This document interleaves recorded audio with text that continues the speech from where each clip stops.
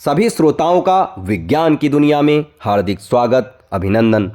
आज हम सभी लोग दूसरा भाग जो मादुरो का मामला था उसी पर प्रस्तुत हुए हैं।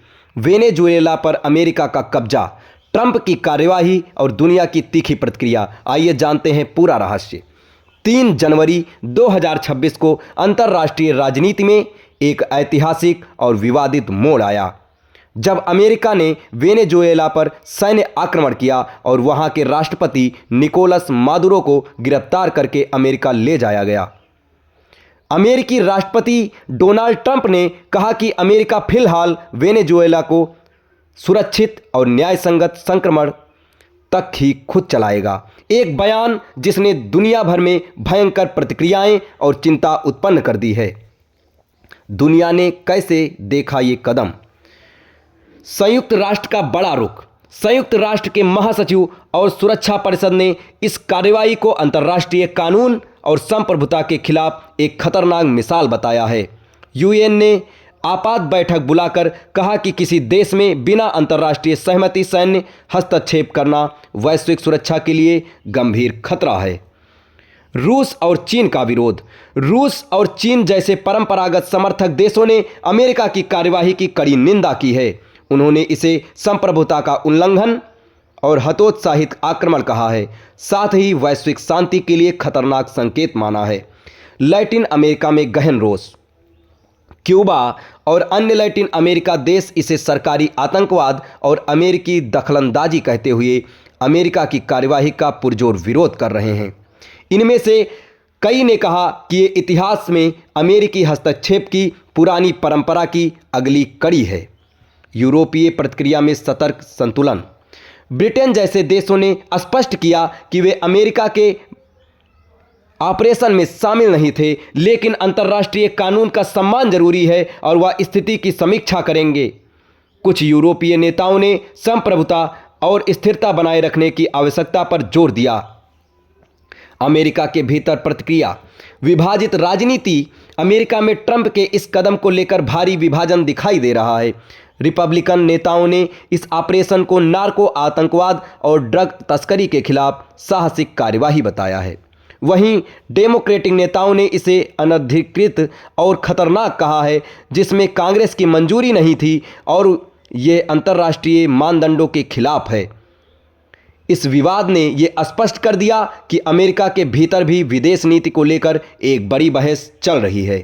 ट्रंप का बयान और असली लक्ष्य। ट्रंप ने इसे न केवल मादुरो को न्याय के कटघरे में लाने के रूप में पेश किया, बल्कि यह भी कहा कि वेनेजुएला को अमेरिका अस्थायी रूप से चलाएगा जब तक वहां स्वतंत्र चुनाव नहीं हो जाता। अन्य रिपोर्टों के अनुसार उन्होंने यह भी संकेत दिया कि अमेरिकी तेल कंपनियां वेनेजुएला की तेल उद्योग में भूमिका निभाएंगी, जिससे तेल संसाधनों पर नियंत्रण कर सवाल उठता है। विश्लेषकों का कहना है कि ट्रंप की यह नीति अमेरिका फर्स्ट के ज्वलंत एजेंडे को नए तौर पर परिभाषित करती है, जहां अमेरिका न केवल आतंकवाद या नशीले कारोबार बल्कि राजनैतिक शक्ति और संसाधन नियंत्रण के लिए सीधे हस्तक्षेप कर रहा है। वैश्विक राजनीति पर असर।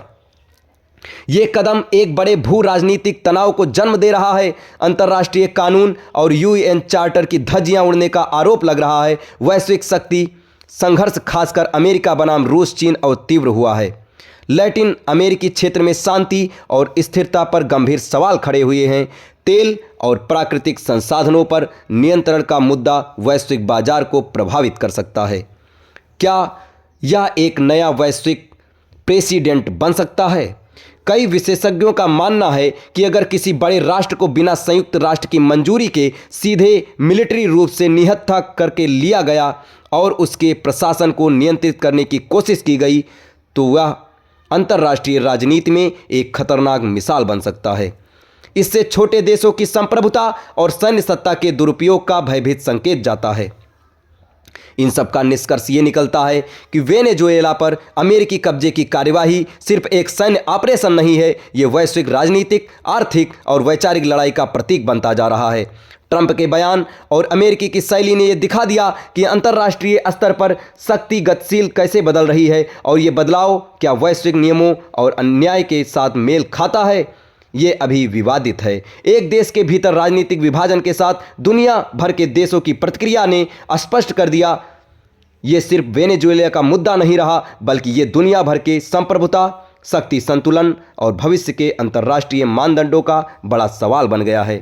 दोस्तों, इस तथ्य पर अगर आपको अपने विचार प्रस्तुत करने हों तो आप कमेंट बॉक्स में आकर अपने विचार प्रस्तुत करें और हमारे चैनल के साथ बने रहें। धन्यवाद।